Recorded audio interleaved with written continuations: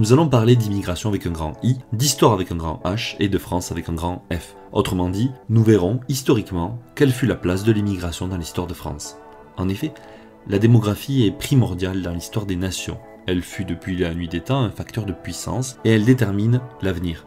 Par conséquent, avoir recours à l'immigration peut modifier la démographie d'un pays et donc modifier progressivement, parfois complètement le destin d'un pays. Avant de débuter l'analyse historique, j'en profite pour vous avertir que cette vidéo ne compte pas prendre parti pour tel ou tel candidat, faction, politique, idéologie, etc. Je resterai donc factuel. Vous en tirerez par vous-même vos propres conclusions. Je me contenterai de vous dire quelle fut la place de l'immigration dans l'histoire de notre pays, en me focalisant en particulier sur la France du 20 et 21e siècle, car c'est le présent qui nous intéresse et que nous avons des données chiffrées détaillées. J'en profite aussi par indiquer qu'il convient d'appréhender, de penser l'immigration sous deux aspects, quantitatif et qualitatif. Et oui, l'immigration n'est ni bonne ni mauvaise en soi, tout est une question de quantité et de qualité. C'est parti! Si les historiens ne sont pas d'accord entre eux pour donner une date de départ à la constitution de la France en tant que nation, les études sérieuses nous amènent à constater les faits suivants. La France, j'entends par là le territoire actuel de la France, elle est quasiment vide à l'ère du Paléolithique. Elle va être peuplée progressivement à partir du 6e millénaire avant Jésus-Christ. On compte environ 5 millions d'habitants. Les Celtes vont progressivement s'y installer sans représenter plus de 10% de la population totale. Ils diffusent leur organisation sociale et leurs croyances dans l'ensemble du territoire appelé Gaule. Les Romains commence à coloniser la Gaule à partir du 2e siècle avant Jésus-Christ. La colonisation est accélérée avec la victoire de César en -52 lors de la guerre des Gaules. On assiste alors à une uniformisation culturelle, les colons se mélangent aux autochtones, ce qui génère une société gallo-romaine. C'est alors que l'Empire romain décline progressivement et que les invasions barbares ont lieu du 3e siècle au 5e siècle après Jésus-Christ. Ces invasions vont aboutir à un changement de l'ordre politique, mais contrairement à un mythe, ne modifient la démographie qu'à la marge. Ainsi, on estime qu'en additionnant les Visigoths, les Gauls, les Burgondes, les Francs et les autres peuples germaniques, on obtient 5% de la population totale d'après l'historien Jacques Dupaquier, entre 300 000 et 400 000 personnes. Les Francs représentent un effectif qui tourne autour de 100 000 personnes installées. Nous sommes dans les 400 après Jésus-Christ. Dans les 500 années qui vont suivre, l'épisode de la conquête arabe ne durera pas longtemps. Il n'y aura pas de sédentarisation, sauf à Narbonne, où les troupes musulmanes resteront 40 ans avant d'être tuées en 759. D'autres arrivées d'immigrés est celle des Vikings en Normandie qu'on leur cédera en 911, après un siècle de lutte et de pillage. Leur nombre limité et la proximité culturelle des populations romano-franques conduit à des mariages dès la première génération. Et oui, il y a des descendants de vikings parmi nous. À partir du premier millénaire et jusqu'à la seconde moitié du 19e siècle, soit de 1000 après Jésus-Christ à 1850, la population française est stable dans sa composition culturelle et ethnique. On ne constate aucun mouvement migratoire notable pendant 900 ans. L'historien Pierre Goubert résume cette situation. Ce ne sont pas les agitations, les brassages, les migrations d'hommes qui caractérisent l'ancienne France, mais bien la sédentarité.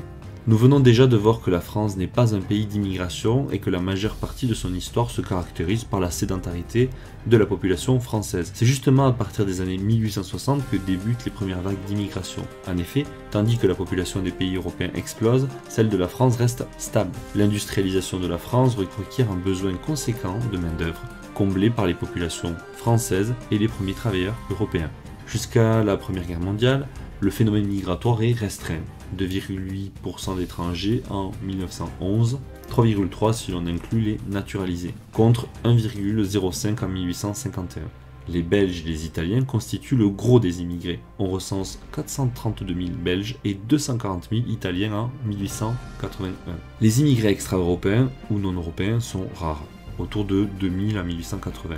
On fera venir 190 000 travailleurs des colonies entre 1915 et 1918. La plupart seront rapatriés au terme de la guerre. À partir des années 1920, du fait de la perte de 1 400 000 hommes lors de la Première Guerre mondiale, on accélère le processus d'immigration, à tel point que les immigrés représentent 7% de la population française, soit 3 millions de personnes. Dans les années 30, les flux vont s'inverser. La crise économique et les mesures adoptées par les gouvernements successifs conduiront au départ d'environ 280 000 étrangers entre 1931 et 1936. En somme, entre 1860 et 1940, l'installation des immigrés est souvent temporaire. L'historien Pierre Milza, sur 3 500 000 arrivants en France entre 1860 et 1940, seulement entre 1 200 000 et 1 300 000 s'y installent définitivement. Ainsi, 2 tiers des Italiens rentrent en Italie ou partent ailleurs. Les étrangers qui restent doivent se conformer à la politique d'assimilation stricte de la République pour obtenir la nationalité française. À partir de 1945, l'immigration repart en France et reste soutenue tout le long des 30 Glorieuses.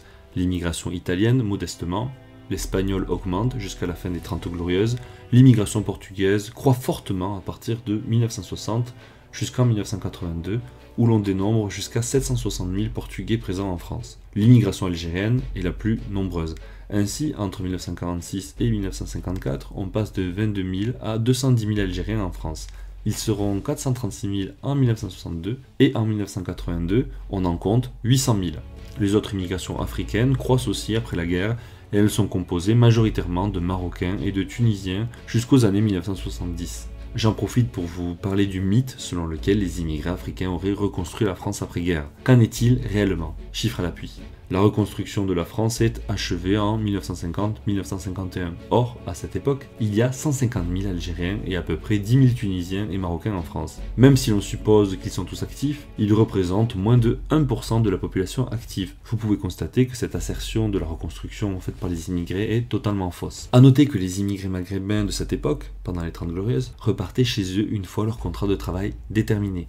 Et oui, ils venaient travailler en France pour obtenir un meilleur revenu. Logique, ils ne sont pas venus en France un boulet au pied pour travailler gratuitement.